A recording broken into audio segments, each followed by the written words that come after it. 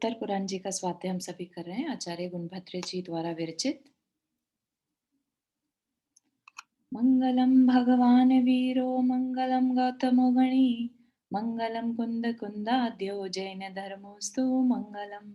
नमो अरिहंताणम नमो सेताणम नमो आयर्याणम नमो उवज्जायाणम नमो लोये सवसाहुणम। पंच परमेष्ठी भगवान की जय। अगले 45 मिनट के लिए सभी प्रकार के पापों का त्याग करके सभी 9 बार नमोकार मंत्र पढ़ लें।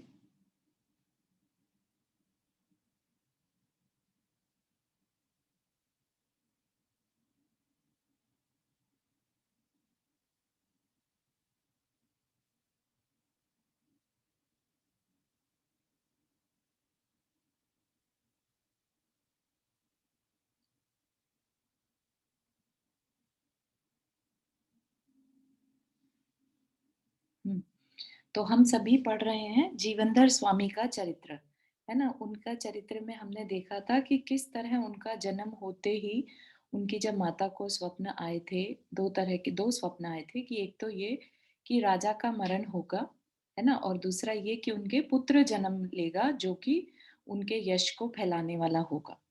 ठीक है। और उसी समय राजा ने रानी को वहां से निकाल दिया था, मतलब सेफली भेज दिया था, क्योंकि उनके एक मंत्री ने उन पर आक्रमण कर दिया था। काष्ठांगारिक नाम के मंत्री ने उन पर आक्रमण कर दिया था, है ना। तो वहां से वो निकलते हैं तो शमशान में पहुंचती है, और वहां पर एक यक्षी की वजह से उनको एक सेठ के घर भेज देती है। जीवनधर स्वामी को सेठ के घर बड़ा होना होता है। तो वहां पर सेठ के खुद के भी एक पुत्र हो जाता है नंदाड़े नाम से। और उसके बाद वो बड़े होते हैं तो जो उनको पढ़ाने वाले एक आचार्य रहते हैं, तो वो देख समझते हैं कि ये कोई राजा का पुत्र है जरूर, जो इसके हाव भाव हैं उसको देखकर, है ना। तो उसको बड़ी अच्छी शिक्षा भी देते हैं। और फिर हमने एक प्रकरण ये भी देखा था कि जब वो मरण समय कुत्ते को नमोकार मंत्र सुनाते हैं तो उसके प्रभाव से कुत्ते जो मरण होता है उसका बहुत शांत परिणामों के साथ मरण होने से वो देव बन जाता है ना। यक्ष व्यंतर जाति का देव बनता है यक्ष। और कहता है कि जब भी दुख पड़े, जब भी तुम्हें मेरी याद आए, मुझे याद करना, मैं तुम्हारी हेल्प जरूर करूंगा, है ना। और एक दो उनको वो भी देता है, भेष बदलने के लिए एक अंगूठी देता है, और विष उतारने की एक विद्या भी देता है। और ऐसा करते करते जो जीवनधर स्वामी है वो काफी जगहों पर जा जाकर उन विद्याओं को यूज भी करते हैं तरीके से, और अपनी खुद की जो उनकी विद्याएं हैं उनको भी यूज करते हैं। और उनका कई जगहों पर विवाह प्रस्ताव देखा हमने, है ना, अच्छे से होने वाला। और एक जगह तो उनका विवाह एक विद्याधरी के साथ भी हो जाता है। ठीक है। तो वो विद्याधरी का जब हमने देखा था कि विद्याधरी जो गंधर्व दत्ता थी, उन नंदाड़े वो उनके पास जाया करती थी दूसरे शहर में, है ना। तो जब नंदाड़े ने देखा कि ये रात में कहीं जाती है तो पूछा कि कहाँ जाती हो। तो उसने बताया मैं भाई से मिलने जाती हूँ। तो नंदाड़े ने कहा कि मुझे भी भाई से मिलना है। तो फिर वो अपनी विद्या से उसको एक शैया पर बैठाती है और भाई के पास भेज देती है। तो यह देखकर दोनों आपस में बहुत प्रसन्नता से मिलते हैं और सुख समाचार पूछकर वहीं रहने लगते हैं। तो क्या कह रहे हैं, क्योंकि इस संसार में प्रसन्नता से भरे हुए दो भाइयों के समागम से बढ़कर और कोई दूसरी वस्तु प्रीति उत्पन्न करने वाली नहीं है। ठीक है। तो यहाँ तक हमने देखा था। अब इसके आगे का देखते हैं। अभी स्टोरी ऑलमोस्ट हाफ स्टोरी बची है हमारी। ठीक है। अतनंतर इसी प्रसिद्ध सुजन देश में एक नगर शोभ नाम का नगर था। उसमें दृढ़ मित्र राजा राज्य करता था। ज्यादा छोटा हो गया ना। हम्म। उसके भाई का नाम सुमित्र था। सुमित्र की स्त्री का नाम वसुंधरा था, और उन दोनों के रूप तथा विज्ञान से संपन्न श्री चंद्रा नाम की पुत्री थी। तो ये एक पैरेलल में स्टोरी बता रहे हैं कि ऐसा हुआ उस समय पर। जिसके यौवन का आरंभ पूर्ण हो रहा था, ऐसी उस श्री चंद्रा ने किसी समय अपने भवन के आंगन में इच्छानुसार क्रीड़ा करते हुए कबूतर और कबूतरी का जोड़ा देखा।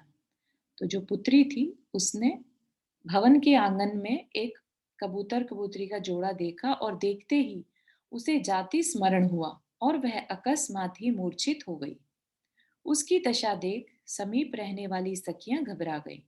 उनमें जो कुशल थी उन्होंने चंदन तथा खस के ठंडे जल से उसे सींचा।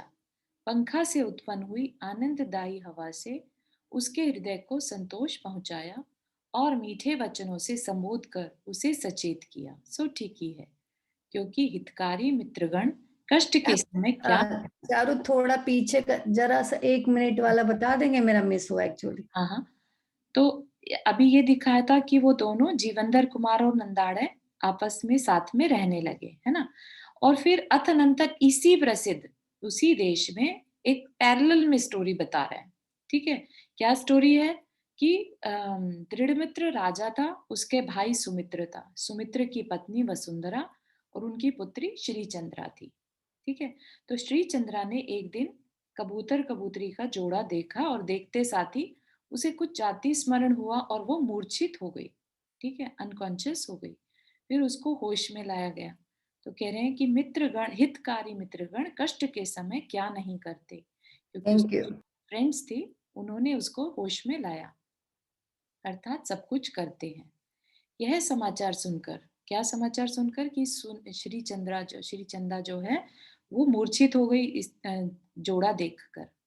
यह समाचार सुनकर उसके माता पिता ने तिलक चंद्रा की पुत्री और श्री चंद्रा की सखी अलक सुंदरी से शोकवश कहा कि तू जाकर मूर्छा का कारण तलाश कर। माता पिता की बात सुनकर बातचीत करने में निपुण अलक सुंदरी भी श्री चंद्रा के पास गई और एकांत में पूछने लगी, हे भट्टारिके, मुझे बतला कि तेरी मूर्छा का कारण क्या है। इसके उत्तर में श्री चंद्रा ने कहा, हे प्राणों से अधिक प्यारी सखी, यदि तू मेरी मूर्छा का कारण सुनना चाहती है तो चित्त लगाकर सुन। मेरी ऐसी कोई बात नहीं जो तुझसे कहने योग्य न हो। इस प्रकार अच्छी तरह स्मरण कर उसने अपने पूर्व भव का समस्त संबंध अलक सुंदरी को कह सुनाया। अलक सुंदरी बड़ी बुद्धिमती थी। वह शीघ्र ही सब बात को अच्छी तरह समझकर उसी समय श्री चंद्रा के माता पिता के पास गई और स्पष्ट तथा मधुर शब्दों में उसकी मूर्छा का कारण जैसा कि उसने पहले सुना था इस प्रकार कहने लगी। ठीक है, तो कहानी बता रही है कि उसने ऐसा क्या याद किया पूर्व भव के बारे में जो उसको मूर्छा आ गई। क्या कह रही है, इस जन्म से पहले तीसरे जन्म की बात है, जो करंट भाव है उससे तीसरा भाव। तब इसी हेमांगत देश के राजपुर नगर में वैश्य कुल शिरोमणि रत्न तेज नाम का एक सेठ रहता था। उसकी स्त्री का नाम रत्नमाला था। यह कन्या उन दोनों की अनुपमा नाम की अतिशय रूपवती पुत्री थी। कौन? श्रीचंद्रा। श्रीचंद्र का पूर्व भाव बता रहे हैं कि वो अनुपमा नाम की बहुत सुंदर पुत्री थी, किसकी? सेठ की। अनुपमा केवल नाम से ही अनुपमा नहीं थी, किंतु गुणों से भी अनुपमा यानी उपमा रहित थी। उसी नगर में वैश्य वंश में कनक तेज का स्त्री चंद्रमाला से उत्पन्न हुआ सुवर्ण तेज नाम का एक पुत्र था, जो कि बहुत ही बुद्धिहीन और भाग्यहीन था। तो क्या है? स्वर्ण तेज नाम का एक पुत्र हुआ एक वैश्य के घर, जो कि बुद्धिहीन और भाग्यहीन दोनों था, ना तो बुद्धि थी और ना ही भाग्य था। अनुपमा के माता पिता ने पहले इसी स्वर्ण तेज को देनी कही थी कि हम तेरा विवाह, अनुपमा का विवाह स्वर्ण तेज से करेंगे, लेकिन पीछे उसे दरिद्र और मूर्खता के कारण अपमानित कर जवाहरात का काम करने वाले गुणमित्र नामक किसी दूसरे वैश्य पुत्र के लिए दे दी। ठीक है, तो माता पिता ने ये देखकर कि उसमें कोई नॉलेज नहीं है और ना ही पैसा है, तो दूसरे को दे दी। अनुपमा उसके पास कुछ समय तक सुख से रही। किसी एक समय गुणमित्र जल यात्रा के लिए गया था, अर्थात जहाज में बैठकर कहीं गया था, परंतु समुद्र में नदी के मुहाने से जब निकला था तब किसी बड़ी भंवर में पड़कर मर गया। समुद्र में नदी के मुहाने से, है ना, जब समुद्र और नदी आपस में मिल रहे हो तो हो सकता है ऐसा भंवर वहां पर बन गया और उसमें उसकी नाव डूब गई। उसकी स्त्री अनुपमा ने जब यह खबर सुनी तब यह भी स्वयं उस स्थान पर जाकर डूब मरी। तदनंतर उसी राजपुर नगर के गंधोटकट सेठ के घर गुण मित्र का जीव पवन वेग नाम का कबूतर हुआ। उसी उसी नगर में, है ना, सेठ के घर जो गुण मित्र का जीव था, यानी उसका हस्बैंड जो था, वह पवन वेग नाम का कबूतर हुआ। और अनुपमा जो थी, वो रति वेगा नाम की कबूतरी हुई। उन्होंने कबूतर कबूतरी को नाम दे रखे थे। गंदोटकट के घर उसके बालक अक्षर अभ्यास करते थे। उन्हें देखकर उन दोनों कबूतर कबूतरी ने भी अक्षर लिखना सीख लिया था। है ना, पंचेंद्रिय जीव है, तो पंचेंद्रिय जो है वो सीख सकता है। गंदोटकट और उसकी स्त्री दोनों ही श्रावक के व्रत पालन करते थे, इसलिए उन्हें देखकर कबूतर कबूतरी का भी उपयोग अत्यंत शांत हो गया था। इस प्रकार जन्मांतर से आए हुए स्नेह से वे दोनों परस्पर मिलकर वहां बहुत समय तक सुख से रहे आए। स्वर्ण तेज को अनुपमा नहीं मिली थी, इसलिए वह गुण मित्र और अनुपमा से बैर बांधकर मरा तथा मरकर बिलाव हुआ। है ना, जिसके साथ अनुपमा के विवाह की बात करनी थी और नहीं की, तो वो जो था उसने बैर बांध लिया। इसके साथ गुण मित्र और अनुपमा से, और मरकर क्या बन गया, बिलाव। एक दिन वह कबूतरों का जोड़ा कहीं इच्छा अनुसार क्रीड़ा कर रहा था। उसे देखकर उस बिलाव ने रति वेगा नाम की कबूतरी को इस प्रकार पकड़ लिया, जिस प्रकार की राहु चंद्रमा के बिंब को ग्रस लेता है। यह देख कबूतर को बड़ा क्रोध आया। उसने नख और पंखों की ताड़ना से तथा चोंच के आघात से बिलाव को मारकर अपनी स्त्री छुड़ा ली। किसी एक समय उसी नगर के समीपवर्ती पहाड़ की गुफा के समीप पापी लोगों ने एक जाल बनाया था। पवन वेग कबूतर उसमें फंसकर मर गया। तब रति वेगा कबूतरी ने स्वयं घर आकर और चोंच से लिखकर सब लोगों को अपने पति के मरने की खबर समझा दी। तदनंतर उसके वियोग रूपी भारी दुख से पीड़ित होकर वह कबूतरी भी मर गई, और यह आप दोनों की प्यारी श्री चंद्रा नाम की पुत्री हुई है। आज कबूतरों का युगल देखकर पूर्व भव का स्मरण हो आने से यह मूर्छित हुई थी। यह सब बात इसने मुझे साफ साफ बतलाई है। इस प्रकार अलग सुंदरी के वचन सुनकर माता पिता अपनी पुत्री के पति की तलाश करने की इच्छा से बहुत ही व्याकुल हुए। है ना, जब उन्होंने उसका ये हाल देख लिया तो उन्हें लगा कि अब इसका संबंध उसी पर्सन से करवाना चाहिए। हालांकि उन्हें ये नहीं मालूम कि वो कबूतर अब किस रूप में होगा। है ना, उन्होंने अपनी पुत्री के पूर्व भव का वृतांत एक पटिये पर साफ साफ लिखवाया, और नटों में अत्यंत चतुर रंग तेज नाम का नट तथा उसकी स्त्री मदन लता को बुलाया। दान देकर उनका योग्य सम्मान किया और करने योग्य कार्य समझाया, और यत्न से यह कार्य करना ऐसा कहकर वह चित्रपट उनके हाथ में दे दिया। वे नट और नटी भी चित्रपट लेकर पुष्पक विमान में वन में गए। चित्रपट मालूम है ना, मतलब कि वो आर्ट पीस, है ना, जिस पर उन्होंने ड्रॉ कर दिया था उसके पूर्व भव का वर्णन चित्र में, है ना, उसे वहीं फैलाकर सब लोगों के सामने नृत्य करने लगे। इधर श्री चंद्रा का पिता भी उसी वन में क्रीड़ा करने के लिए गया था।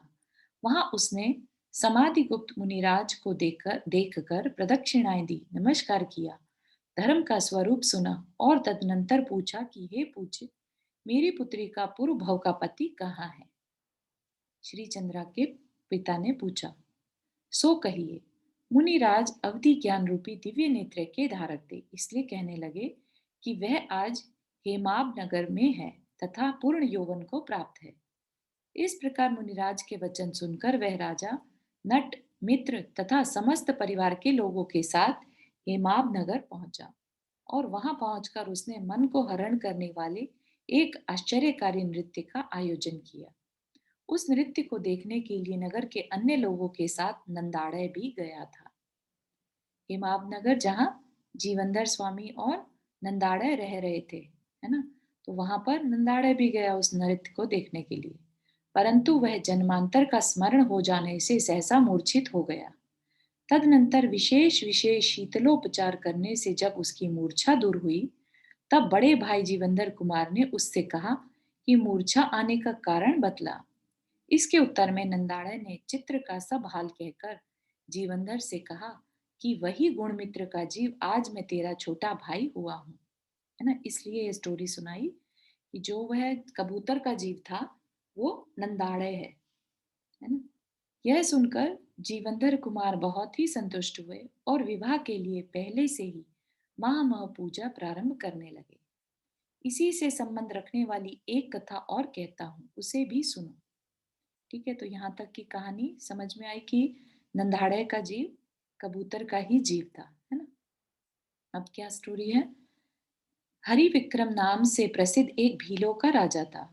उसने भाई बंधुओं से डरकर कपित नामक वन पर में। पहले तो आपने बताया गुणमित्र उसका पति था, दोनों बाद में कबूतर कबूतरी हो गए थे। हाँ, हाँ, और वो फिर कबूतर कबूतरी बनने के बाद जो कबूतरी थी वो तो श्री चंद्रा बन गई और जो हाँ, कबूतर था वो नंदाड़ है।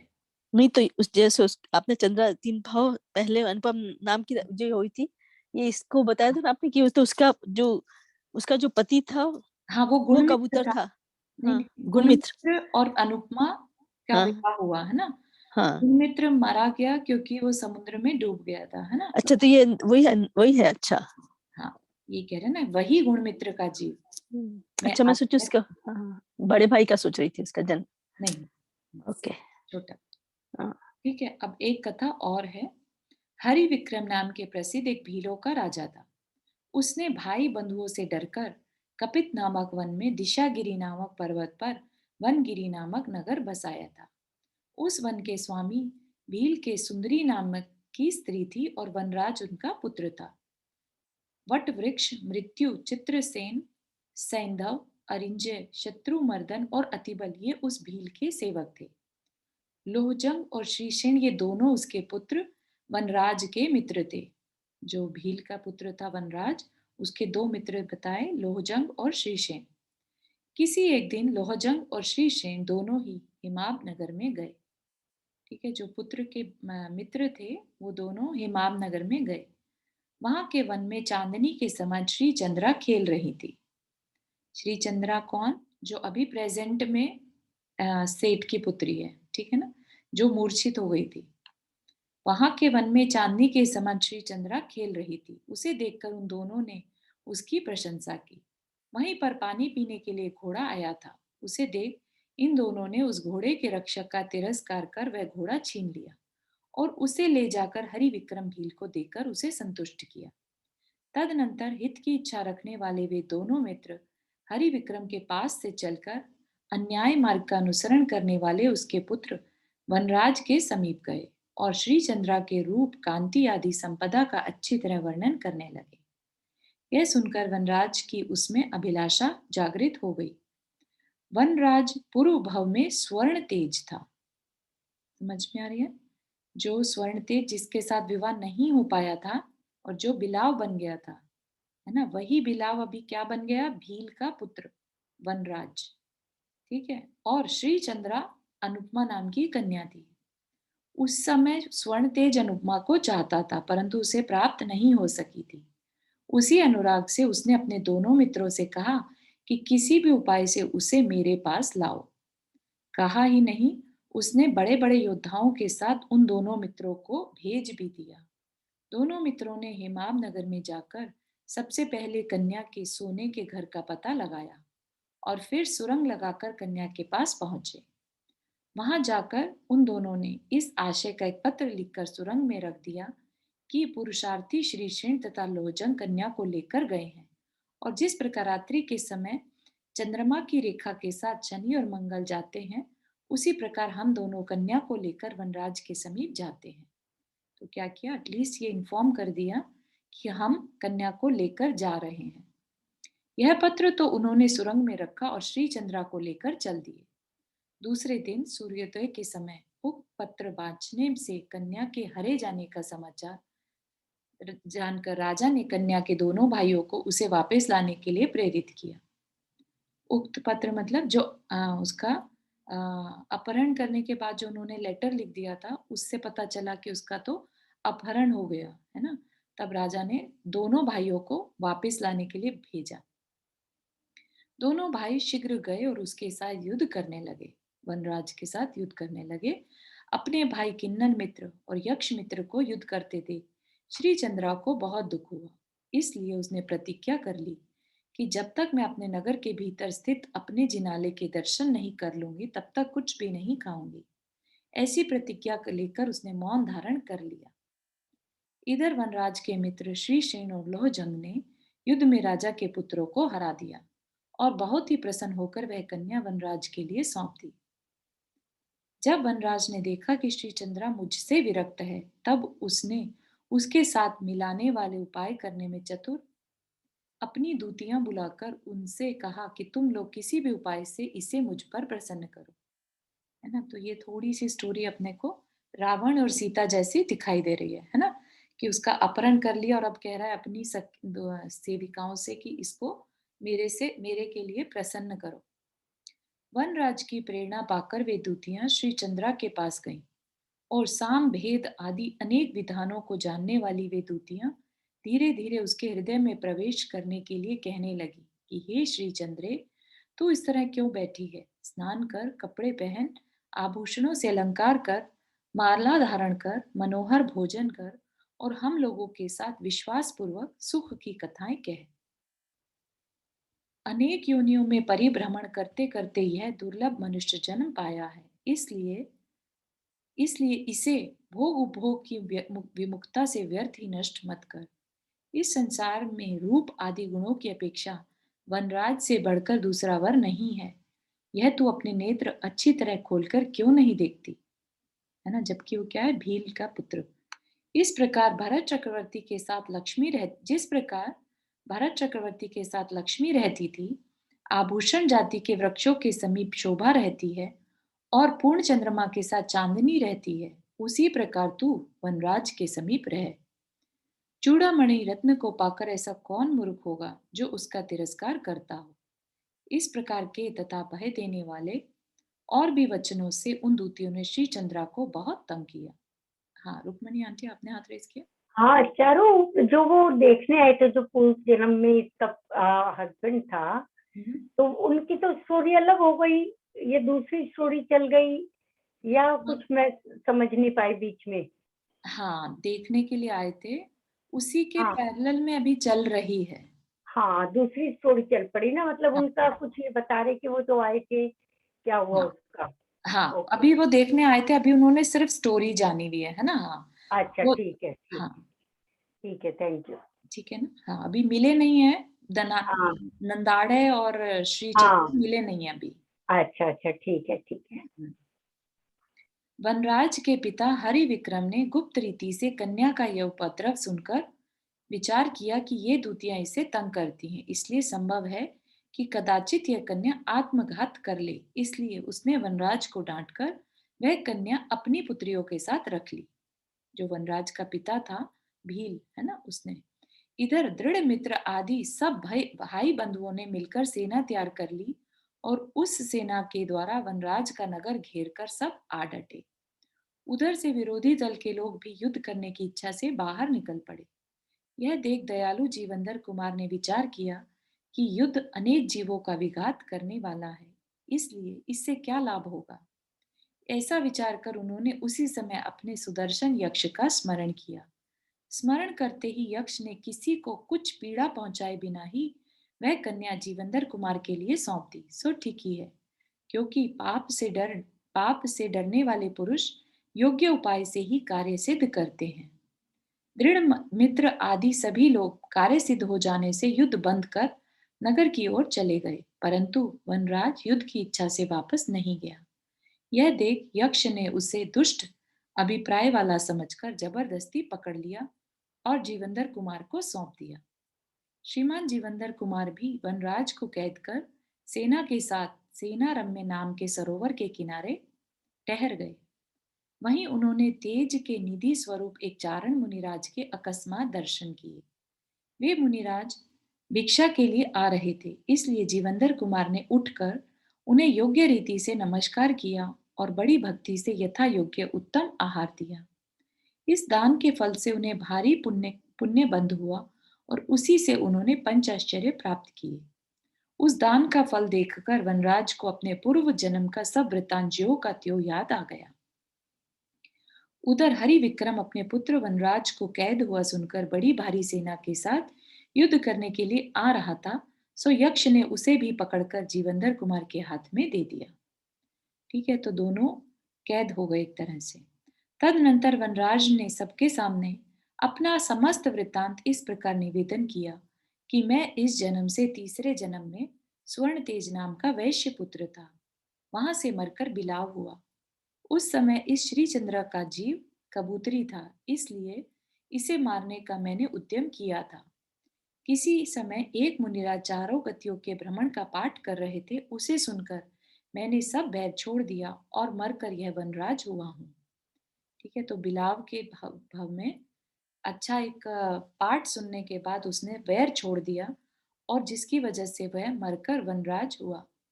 पूर्व भाव के स्नेह से ही मैंने श्री चंद्र का हरण किया था।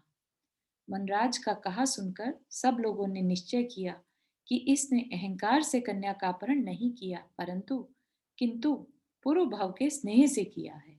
ऐसा सोचकर सब शांत रह गए और वनराज तथा उसके पिता को बंधन रहित कर छोड़ दिया। सो ठीक ही है, क्योंकि सज्जनों का धार्मिक पना यही है ना। रियल रीजन जानने के बाद उन्होंने कहा कि ये पूर्व भाव का उसका स्नेह है, इसलिए माफ कर दिया। इसके बाद वे सब लोग राजा के नगर यानी हेमाब नगर में गए। वहां 2-3 दिन ठहर कर फिर नगर शोभा नामक नगर में गए।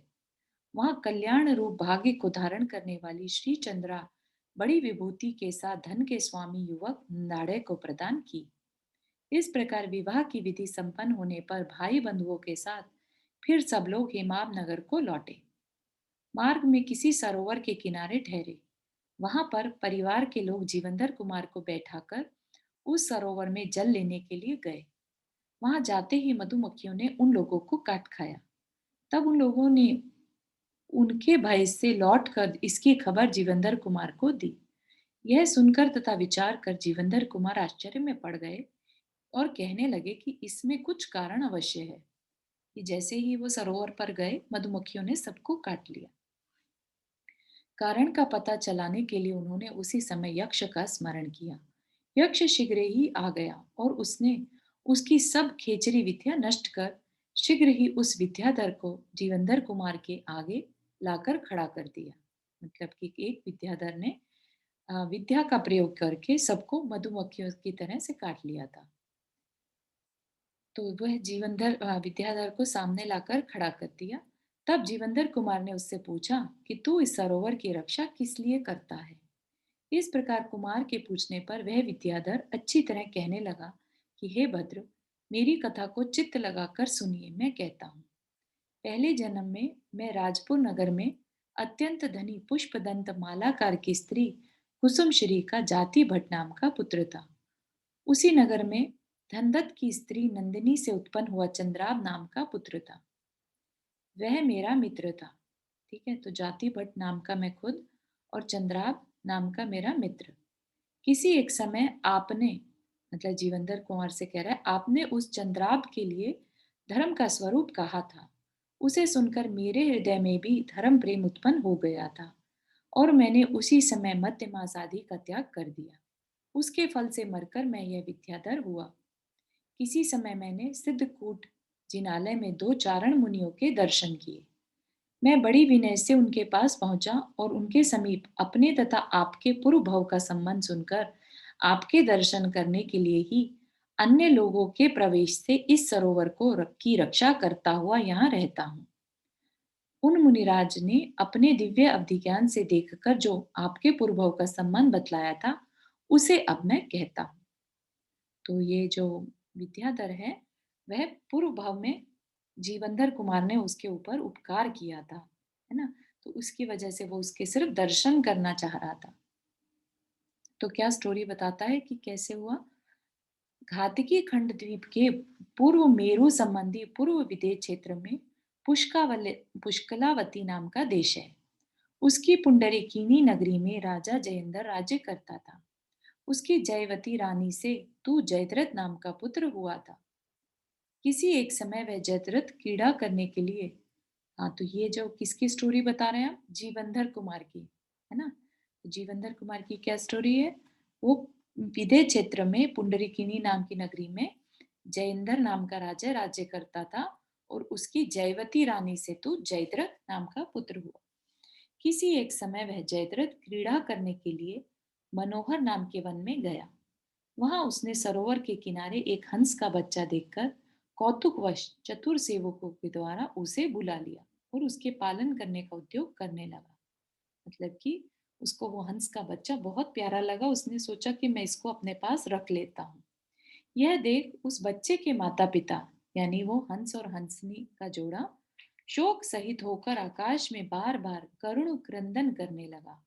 करुण क्रंदन मतलब बहुत दुख से रोने लगा। उसका शब्द सुनकर तेरे एक सेवक ने कान तक धनुष खींचा और एक बाण से उस बच्चे के पिता को नीचे गिरा दिया। सो ठीक ही है, क्योंकि पापी मनुष्य को नहीं करने योग्य कार्य क्या है, अर्थात कुछ भी नहीं है। यह देखकर जयद्रथ की माता का हृदय दया से आर्द्र हो गया। तो जो राजकुमार था उसकी माता का हृदय में दया आ गई। उसने पूछा कि यह क्या है। सेवक से सब हाल जानकर वह सती व्यर्थ ही पक्षी के पिता को मारने वाले सेवक पर बहुत कुपित हुई तथा तुझे भी डांट कर कहने लगी, हे पुत्र, तेरे लिए यह कार्य उचित नहीं है, तो शीघ्र ही इसे इसकी माता से मिला दे। इसके उत्तर में तूने कहा कि यह कार्य मैंने अज्ञानवश किया है। इस प्रकार आर्द्र परिणाम होकर अपने आप की बहुत ही निंदा की और जिस दिन उस बालक को पकड़वाया था उसके 16वें दिन जिस प्रकार वर्षा काल चातक को सजल मेघमाला से मिला देता है, वसंत ऋतु फूल को आम की लता से मिला देता है और सूर्योदय भ्रमर को कमलिनी के साथ मिला देता है, उसी प्रकार उसकी माता के साथ मिला दिया। कितने दिन बाद? 16 दिन बाद। ठीक है, तो किसने मिलाया? जयद्रथ ने उस हंस के को उसकी माता से मिलवाया। इस प्रकार तो इसी वजह से 16 वर्ष तक ही अलग रहा। हाँ जी, बिल्कुल सही। इस प्रकार के अन्य कितने ही विनोदों से जयद्रथ का काल निरंतर सुख से बीत रहा था कि एक दिन उसे किसी कारणवश भोगों से वैराग्य हो गया। फलस्वरूप राज्य का भार छोड़कर उसने तपश्चरण का भार धारण कर लिया और जीवन के अंत में शरीर छोड़कर सहस्रार स्वर्ग में देव पर्याय प्राप्त कर ली। वहां वह 18 सागर की आयु तक दिव्य भोगों से संतुष्ट रहा। तदनंतर वहां से च्युत होकर पुण्य पाप के उदय से यहाँ उत्पन्न हुआ है। जिस सेवक ने हंस को मारा था वह काष्ठांगारिक हुआ और उसी ने तुम्हारा जन्म होने से पहले ही युद्ध में तुम्हारे पिता को मारा है। तुमने हंस के बच्चे को 16 दिन तक उसके माता पिता से जुदा रखा था। उसी पाप के फल से तुम्हारा 16 वर्ष तक भाई बंधुओं के साथ वियोग हुआ है। इस प्रकार विद्याधर की कही कथा सुनकर जीवंधर कुमार कहने लगे कि तू मेरा कल्याणकारी बंधु है। ऐसा कहकर उन्होंने उसका खूब सत्कार किया। तदनंतर वे बड़ी प्रसन्नता से सबके साथ हेमाब नगर आए और इष्ट जनों के साथ इच्छानुसार काम भोग का सुख भोगते हुए रहने लगे। ठीक है ना, तो कितना इंटरेस्टिंग रहा। ये भी सेम हमने जैसे सीता सती की कहानी पढ़ी, अंजना सती की पढ़ी है ना, उसे भी 22 वर्ष की पति से वियोग सहना पड़ा। ठीक है ना, वैसा ही यहाँ पर हमने जीवंधर कुमार की स्टोरी में देखा। सुधर्माचार्य राजा श्रेणिक से कहते हैं, हे श्रेणिक, यह तुझे प्रकृत बात बतलाई। प्रकृत मतलब प्रकृति की बिल्कुल नेचुरल बात बतलाई। अब इसी से संबंध रखने वाली कथा कही जाती है। अभी और स्टोरी बता रहे हैं। जिस दिन नंदाड़े राजपुर नगर से निकल गया उसके दूसरे ही दिन मधुर आदि मित्रों ने गंधर्व दत्ता से पूछा कि दोनों कुमार कहाँ गए हैं। कौन दोनों कुमार? एक तो जीवंधर और दूसरा नंदाड़े, है ना। तो गंधर्व दत्ता जो कि जीवंधर कुमार की विद्याधरी पत्नी थी, है ना। तो उससे मधुर आदि जो उसके मित्र थे जीवंधर कुमार के, उन्होंने पूछा, तू सब जानती है, बतला। इसके उत्तर में गंधर्व दत्ता ने बड़े आदर से कहा कि आप लोग उनकी चिंता क्यों करते हैं। वे दोनों भाई सुजन देश के हेमाब नगर में सुख से रहते हैं। इस प्रकार गंधर्व दत्ता से उनके रहने का स्थान जानकर मधुर आदि सब मित्रों को उनके देखने की इच्छा हुई और वे सब अपने आत्मीय जनों से पूछकर तथा उनसे विदा लेकर संतोष के साथ चल पड़े। चलते चलते उन्होंने दंडक वन में पहुंचकर तपस्वियों के आश्रम में विश्राम किया। कौतुकवश वहां की तापसी स्त्रियां आकर उन्हें देखने लगी। उन स्त्रियों में महादेवी विजया भी थी। वह उन सबको देखकर कहने लगी कि आप लोग कौन हैं, कहाँ से आए हैं और कहाँ जाएंगे। विजया ने यह सब बड़े स्नेह से पूछा। जब मधुर आदि ने अपना सब वृतांत कहा तब वह यह स्पष्ट जानकर बहुत ही संतुष्ट हुई कि यह युवाओं का संग मेरे ही पुत्र का परिवार है ना। क्योंकि मधुर आदि कौन थे?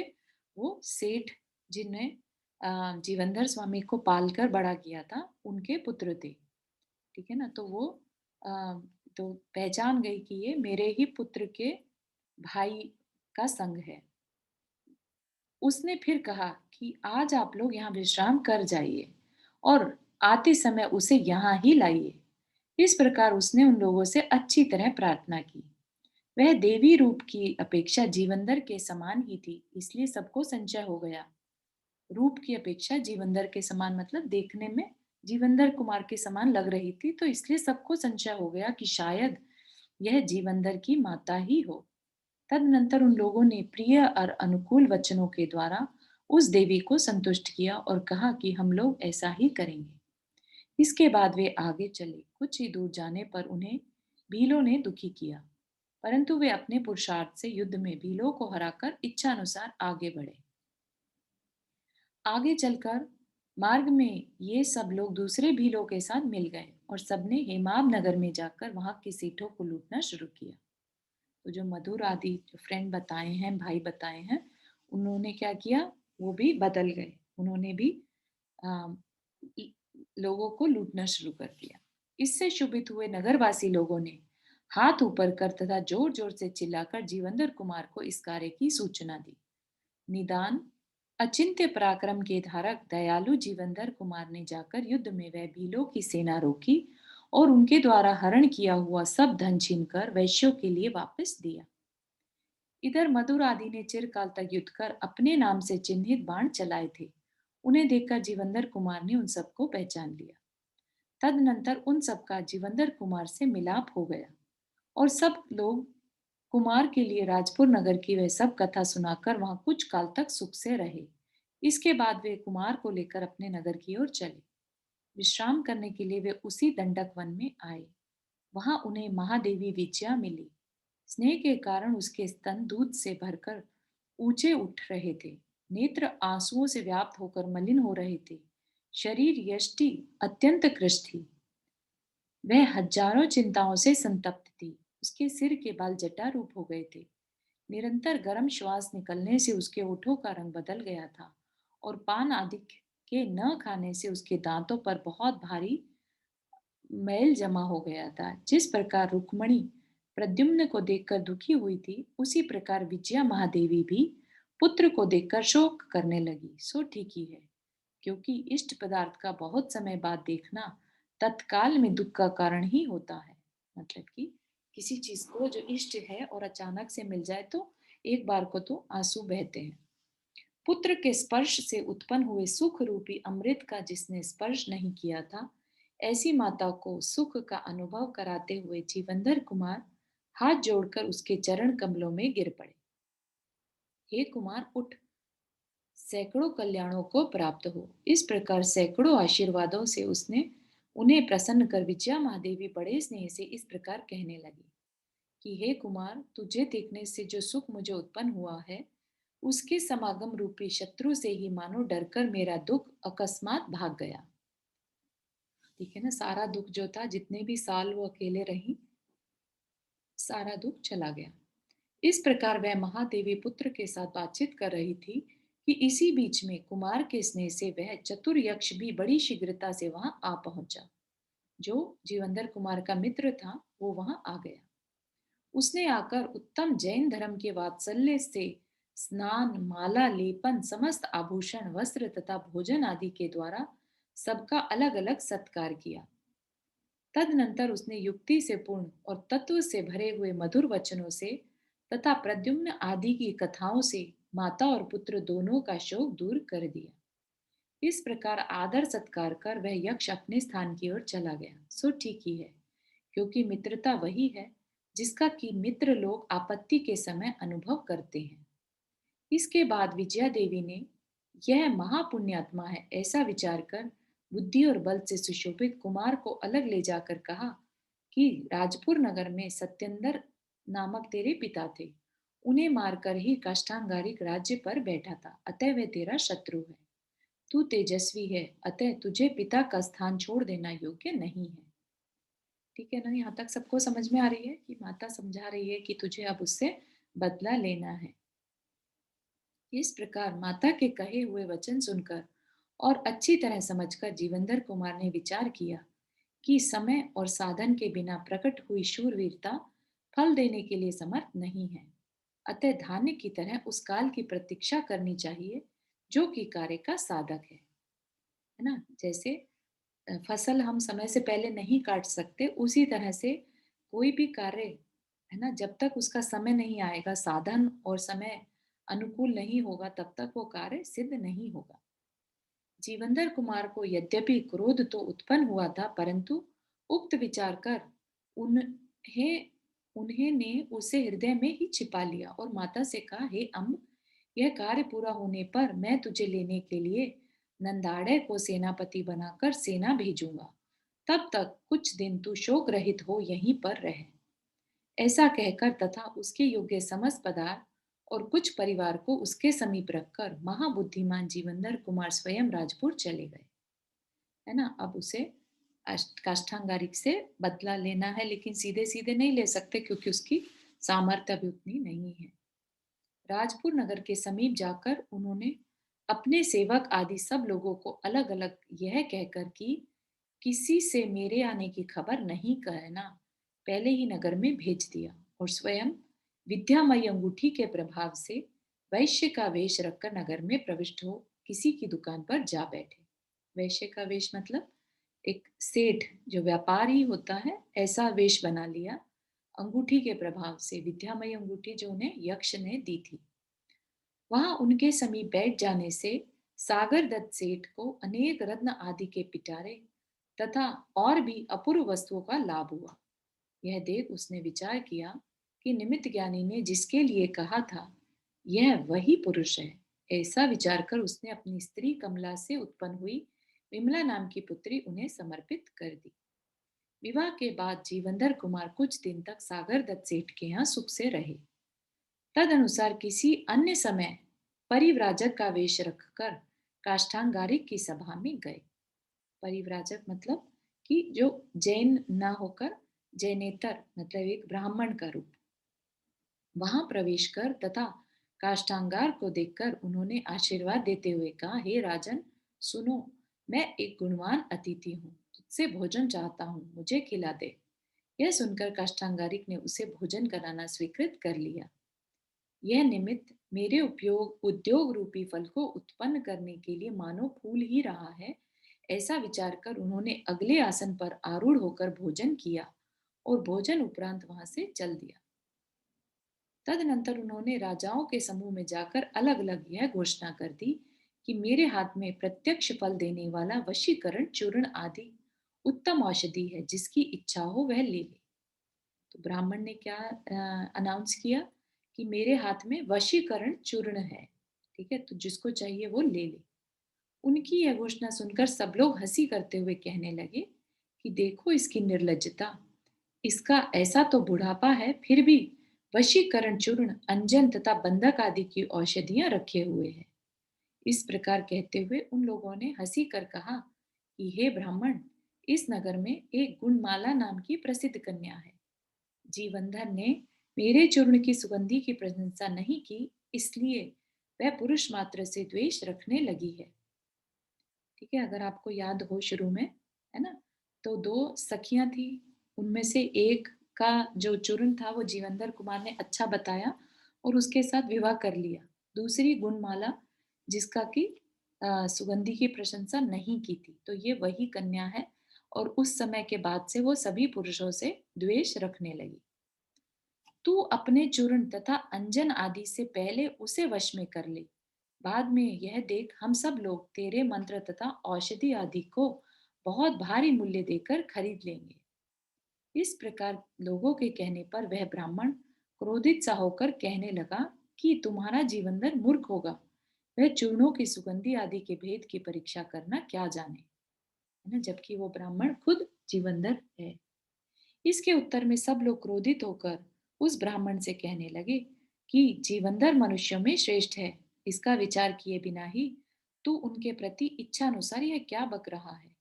हे मिथ्या शास्त्र के उद्दंड, क्या तूने यह लोक प्रसिद्ध कहावत नहीं सुनी कि अपनी प्रशंसा और दूसरे की निंदा से दूसरी निंदा में मरण से कुछ विशेष अंतर नहीं है, अर्थात मरण के समान है।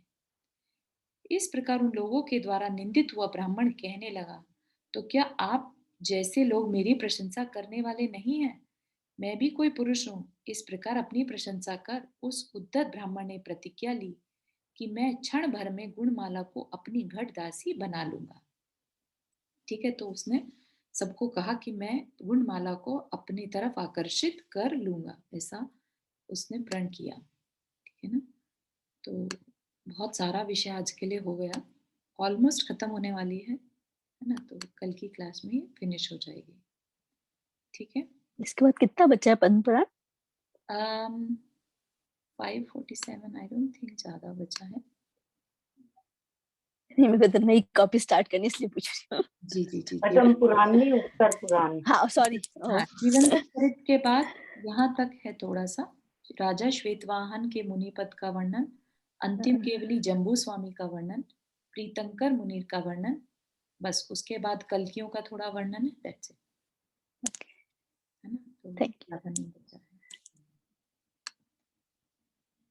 किसी को कोई अभी तो महावीर भगवान का भी आएगा या उनकी शिष्य महावीर भगवान का तो आ चुका है ना, वर्धमान स्वामी अच्छा चरित्र, सीता अच्छा, उनकी शिष्य परंपरा का आएगा। शिष्य परंपरा का है, बिल्कुल।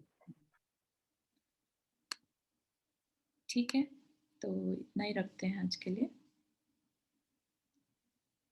कहाँ तक पढ़ा था? हाँ, चलिए जिनवानी स्तुति। जा वाणी के ज्ञान से सूझे लोकालोक, सो वाणी मस्तक धरो सदा देत हो दो। हे जिनवाणी भारती तोय जपो दिन रैन, जो तेरा शरणा गए सो पावे सुख चैन। नौपर्णम करना।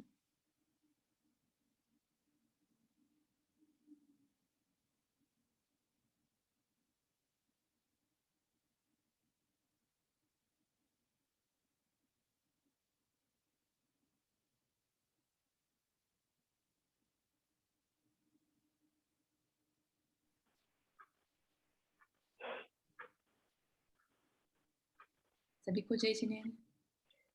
जय जय चारू, जहाँ तुमने जय निशान जिनेन्द्र। लगाया